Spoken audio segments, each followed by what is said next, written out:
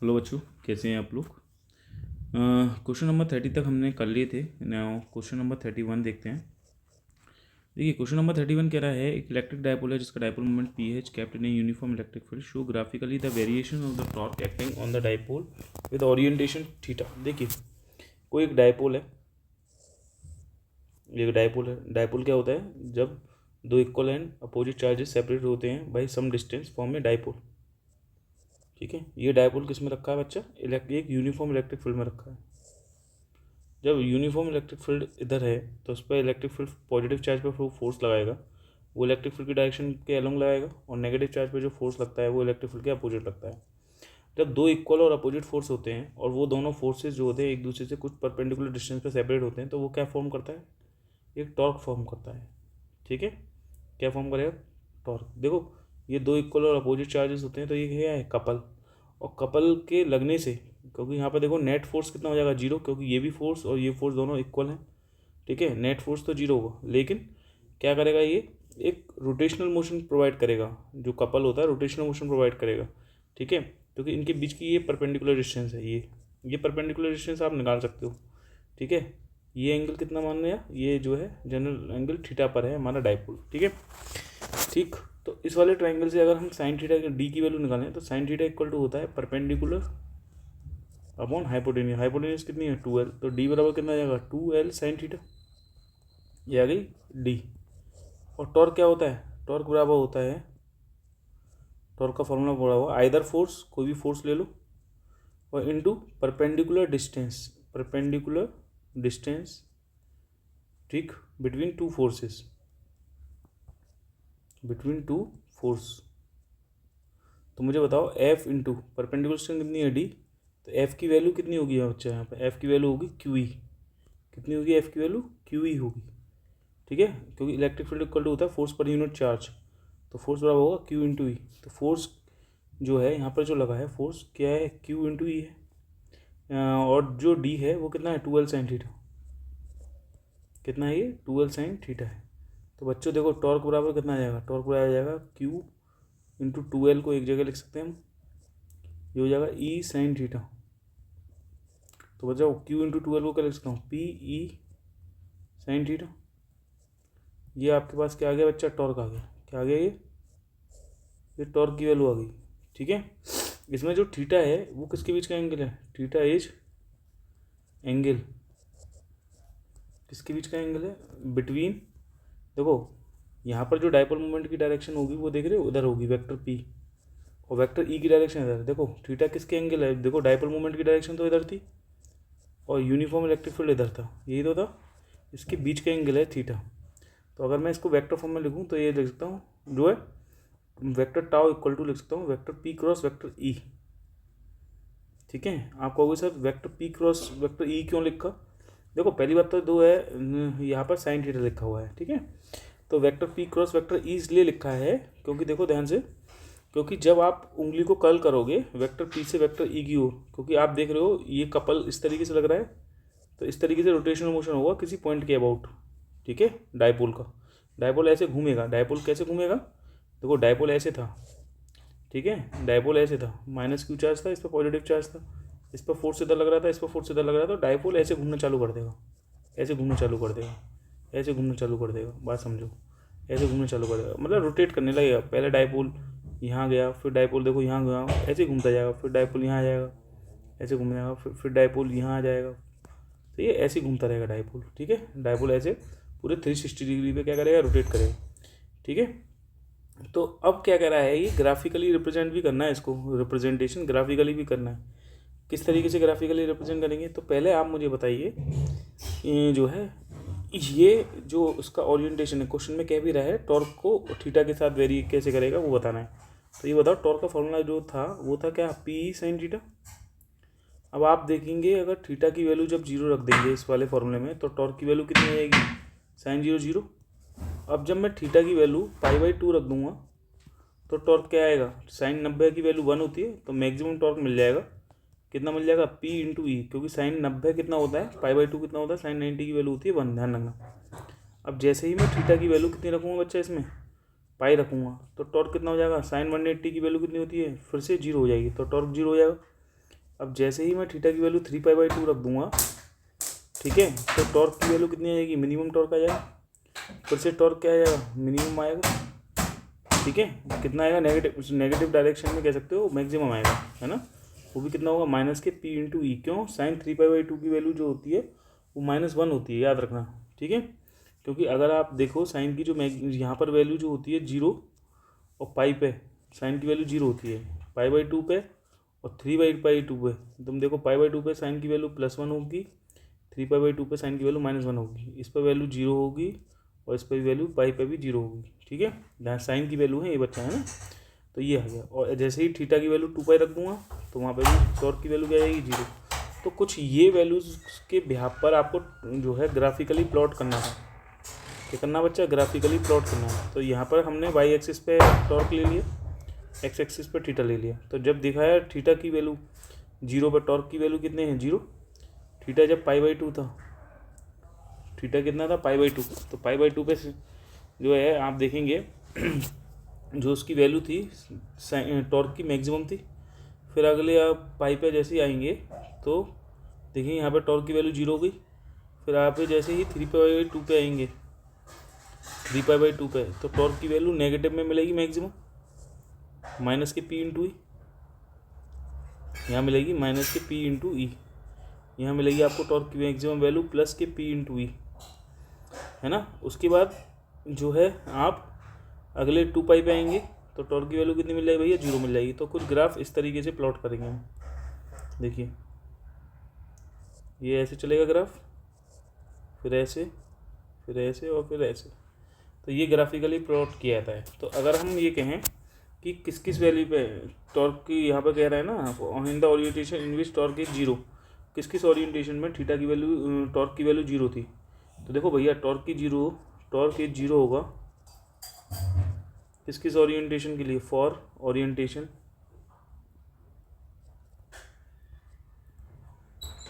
Orientation representing theta equal to representing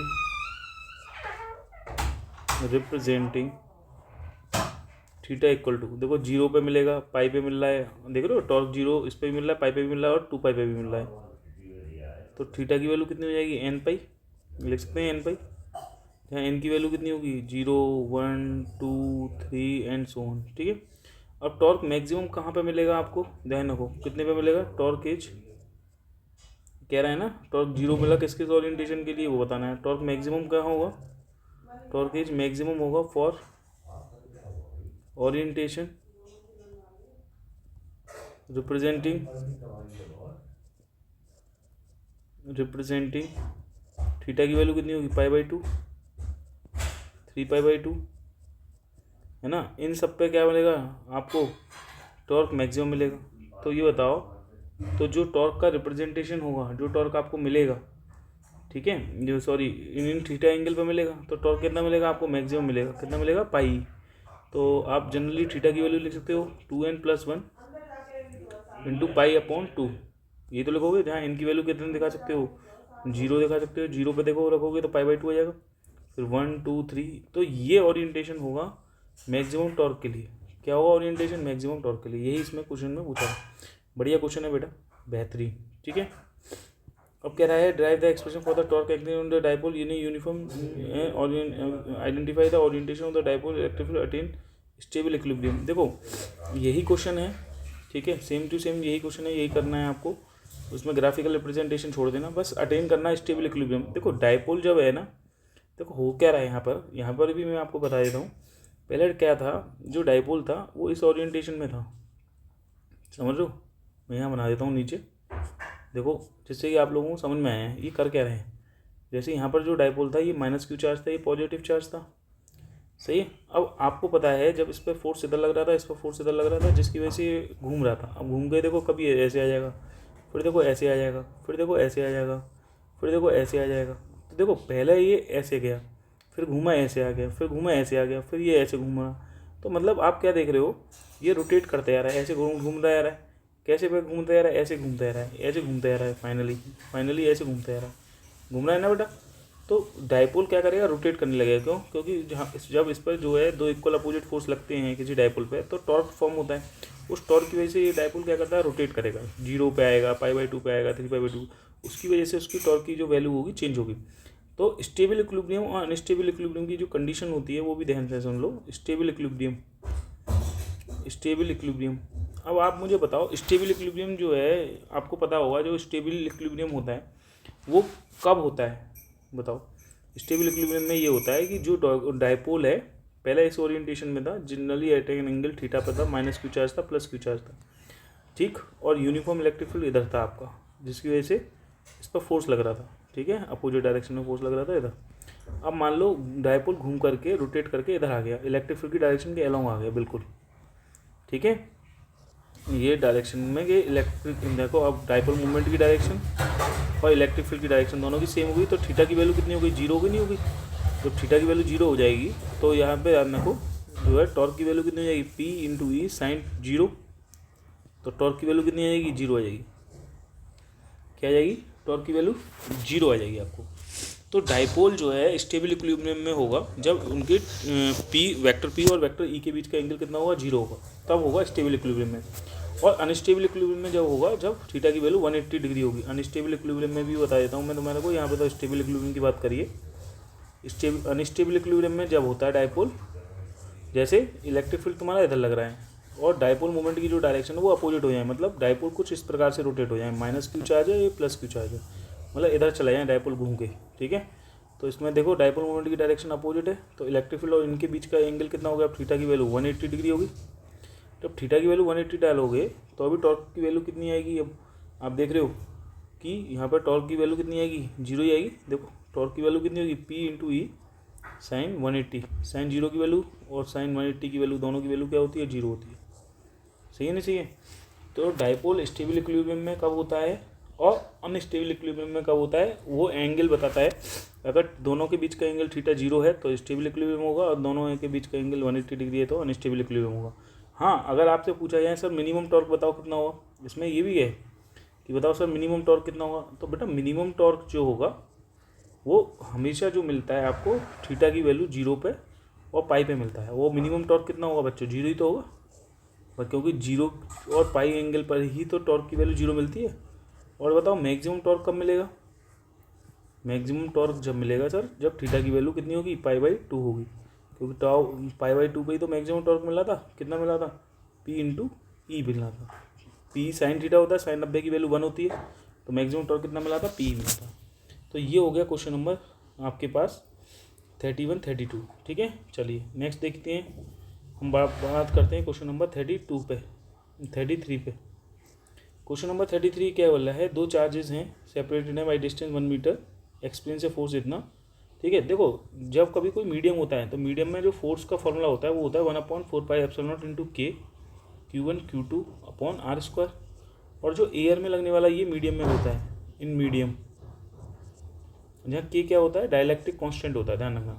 और air में लगने वाला फोर्स कितना होता है, 1/4πε0 Q1 Q2 अपॉन r², ठीक है। और अगर ये वाली वैल्यू उठा करके इस वाली इक्वेशन में रख दें, यहाँ से ऊपर वाल में रख दें, तो F इक्वल टू कितना आ जाएगा, 1/4πε0 Q1 Q2 अपॉन r² की जगह F0 लग सकते हैं, अपॉन क्या हो जाएगा, ये फॉर्मूला निकलता है हमारा। इसमें क्वेश्चन में ये दे रखा है कि जो दो चार्जेस हैं सेपरेटेड बाई 1 मीटर, उन पर फोर्स लग रहा है 8 न्यूटन का। कितना फोर्स लगेगा जब अगर सेम डिस्टेंस पर अगर उसे पानी में डाल दिया है, हेल्ड इन वाटर। तो पहले एयर में जो फोर्स लग रहा था वो था 8 न्यूटन, पानी में मतलब लगने वाला फोर्स है वो बताना है जब के की वैल्यू कितनी हो, 80 हो। तो बच्चों यहाँ पे बस एफ की वैल्यू निकालनी है, F0 की वैल्यू आपको 8 दे रखी है और के की वैल्यू कितनी दे रखी है, 80। तो आप देख सकते हैं यहाँ पे कितना हो गया, एफ की वैल्यू आ गई 1/10 आ गई, मतलब 0.1 न्यूटन का फोर्स लगेगा एयर में, वो सॉरी पानी में, किस में, वाटर में। सिंपल क्वेश्चन था।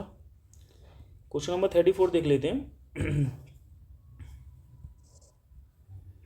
क्वेश्चन नंबर 34 ये बोल रहा है कि एक अल्फा पार्टिकल है, इस पर इलेक्ट्रिक फील्ड में रखा गया है, alpha particle uniform electric field में रखा गया है। तो एक बताओ, इलेक्ट्रिक फील्ड है और अल्फा पार्टिकल रखा गया है, अल्फा पार्टिकल पे तो चार्ज +2 ही होता है, तो इस पर जो फोर्स लगेगा इलेक्ट्रिक फील्ड की डायरेक्शन के अलग लगेगा।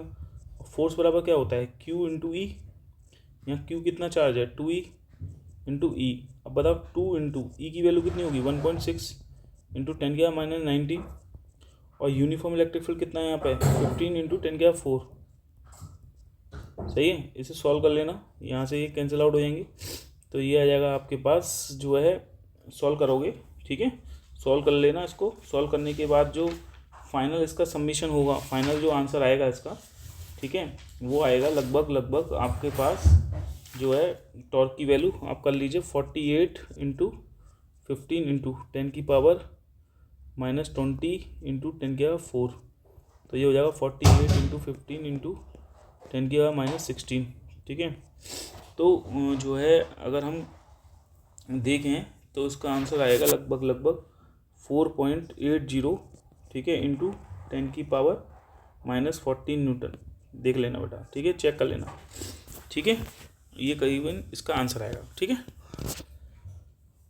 क्वेश्चन नंबर 35 देख सकते हैं। क्वेश्चन नंबर 35 क्या कह रहा है?